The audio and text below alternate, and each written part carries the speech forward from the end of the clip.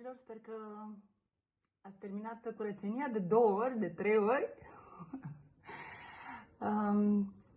Chiar și cu timpul ăsta, de multe ori nu-ți vine să faci nimic. Vorbesc în ceea ce mă privește. Pentru că obișnuința aceea de a face în fiecare secundă ceva, acum aș spune cuvântul, și se repliază în cealaltă direcție, care nu vine să fac nimic. Nu știu voi cum sunteți, mi-e dor de teatru de mor, mi-e dor de voi de mor. Pentru că fără voi noi n-am exista.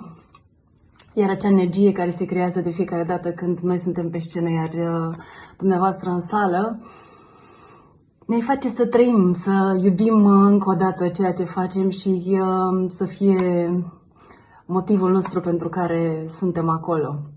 Vă mulțumim pentru aplauze, de-abia așteptăm să vă vedem din nou la teatru și să fie cu sănătate, cu multă, multă sănătate.